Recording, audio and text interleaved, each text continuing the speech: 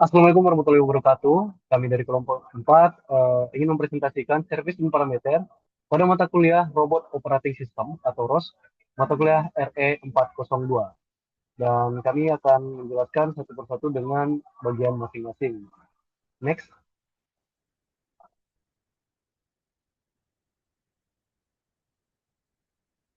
Baik, di sini servis akan saya jelaskan servis apa itu servis. Servis adalah metode komunikasi antar node berbasis model call and response, di mana saat klien mengirimkan permintaan atau request kepada server untuk melakukan tugas tertentu dengan menunggu jawaban atau respon secara sinkron sebelum melanjutkan proses berikutnya. Bisa dilihat pada slide ini terdapat contoh salah satu bentuk servis di mana cara metode komunikasi antar node dan yang berbasis model call and response.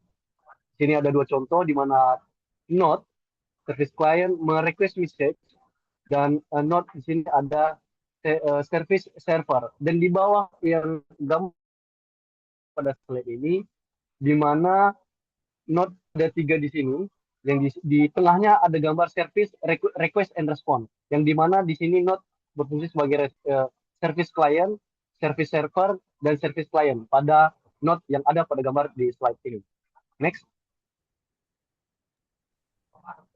Oke, baik. Di sini saya akan menjelaskan sifat-sifat service.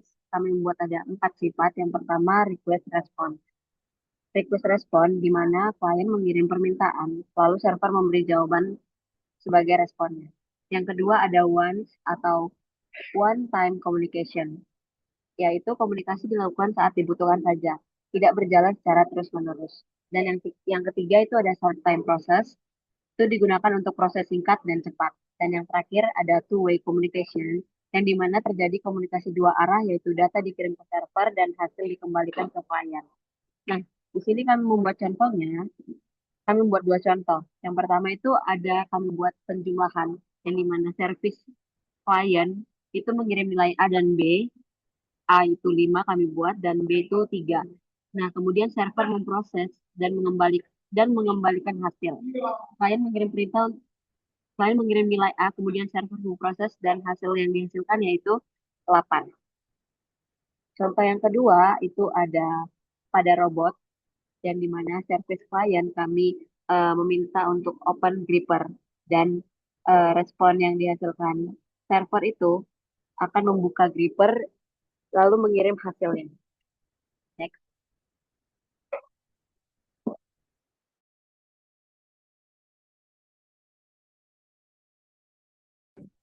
Lalu ini adalah node yang ada di understanding service. Yang pertama itu adalah setup.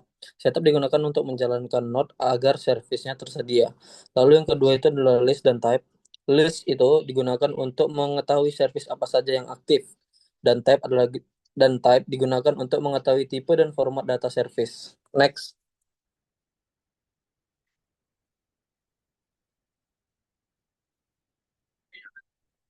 Lalu yang ketiga itu adalah info dan find. Jadi ini digunakan untuk mencari service yang menggunakan tipe service tertentu. Lalu untuk interface show, dan yang terakhir untuk melihat struktur service, atas itu request dan bawahnya itu response.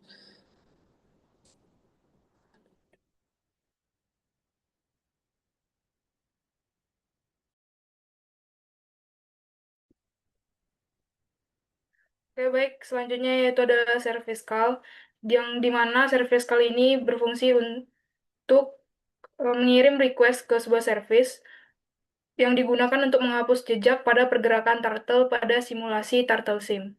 Lalu berikutnya itu adalah echo, yang dimana echo ini merupakan perintah untuk memantau data yang dipublikasikan pada sebuah topik secara real time.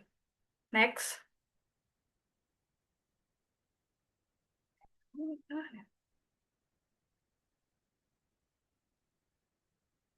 Parameter adalah nilai konfigurasi yang dimiliki oleh sebuah node yang dapat dibaca dan diubah secara dinamis.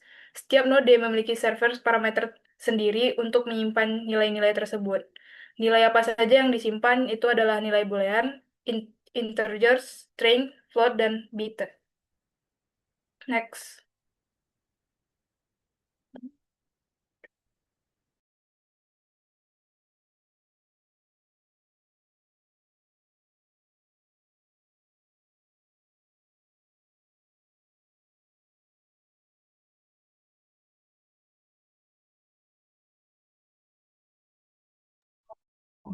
Selanjutnya adalah tipe parameter. Tipe parameter ada terbagi tiga, yaitu scalar, array, dinamis.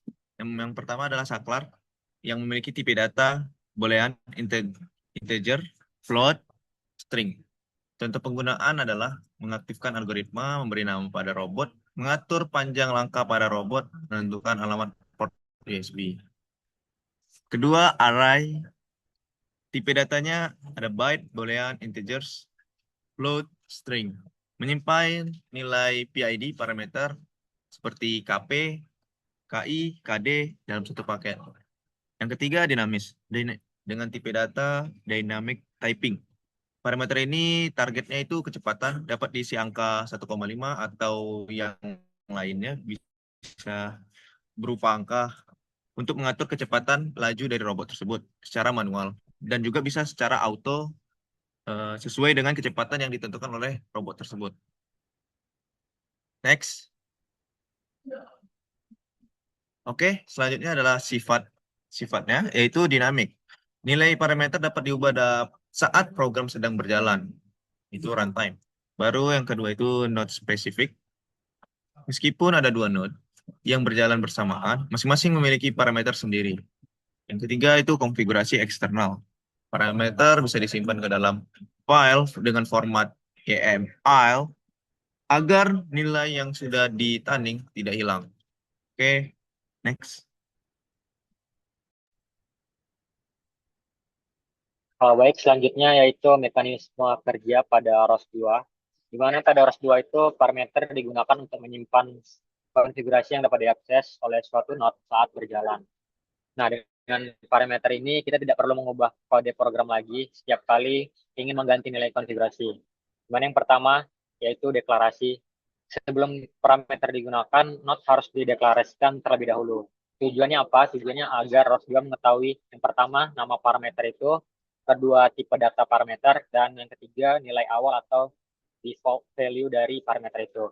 Contohnya kita beri nama dia parameternya speed dengan tipe datanya integer, kemudian kita beri nilai sebanyak 50. Nah, dengan deklarasi ini, ROS dapat memvalidasi parameter yang digunakan oleh node. Kemudian yang kedua, deskriptor, atau biasa kita gunakan untuk memberikan informasi tambahan mengenai parameter itu. Seperti fungsi atau hubungan parameter, rentang nilai yang diperbolehkan, satuan nilai atau batasan, dan batasan minimum atau maksimum dari parameter itu. Contohnya kecepatan. Misalnya kita beri batasan seperti minimalnya itu 0 dengan maksimal 100. Manfaatnya apa dengan ada deskriptor? Manfaatnya yaitu memudahkan pengguna lain memahami parameter, mengurangi kesalahan saat mengubah nilai parameter, dan dokumentasi parameter menjadi lebih jelas. Nah, yang ketiga ada read-only parameter. ROS2 juga menyediakan parameter yang bersifat read-only, yang artinya nilai dapat ditentukan saat node dijalankan. Setelah node aktif, nilai parameter tidak dapat diubah lagi. Keuntungannya adalah menjaga konsistensi dan mencegah perubahan konfigurasi yang dapat menyebabkan kesalahan sistem. Next.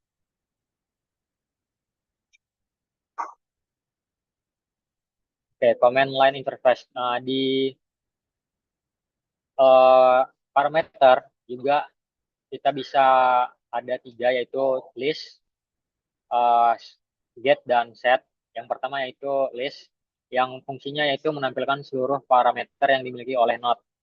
Seperti pada tampilan terminal, di terminal pertama yaitu dengan perintah ROS2 param list. Jadinya dia menampilkan output-output dari parameter yang ada di laptop kita. Jadi kita bisa mengetahui nih apa aja parameter yang tersedia pada node. Yang kedua yaitu get parameter. Nah, get parameter ini berfungsi menampilkan nilai parameter saat ini. Contohnya kita mau mengetahui dari node turtle sim background R. Jadi kita bisa menggunakan perintah ROS2 param get / turtle sim background R. Sehingga kita bisa tahu bahwa outputnya integer value is 225. Yang menandakan bahwa warna merah pada background adalah 225. Contoh lain juga bisa digunakan pada background G dengan value yang dihasilkan yaitu 86. Kemudian yang ketiga yaitu set parameter, di mana set parameter ini kita bisa mengubah nilai parameter saat node sedang berjalan. Dengan perintah yaitu ROS2 param set slash turtle sim background R, kemudian kita memasukkan value dari yang kita inginkan, sehingga output yang dihasilkan yaitu set parameter successful, yaitu artinya parameter berhasil diubah, dan tampilan pada turtle sim juga langsung berubah menjadi warna baru tanpa perlu mereset node. Next. Selanjutnya yaitu ada command dump yang dimana di sini berfungsi sebagai untuk merekam node sebelumnya, ya dimana node itu akan kita bisa rubah secara manual melalui file YAML yang kita buka. Lalu kemudian kita akan mengetik command load untuk seperti mengcompile-nya, yang kemudian akan ditampilkan pada akan memunculkan sebuah UI yang sama dengan komen sebelumnya. Bisa dilanjut. Dan ini merupakan hasil dari load tadi, yang dimana akan menampilkan UI yang sama pada turtle sim yang pertama, namun berbeda dengan objeknya. Begitu.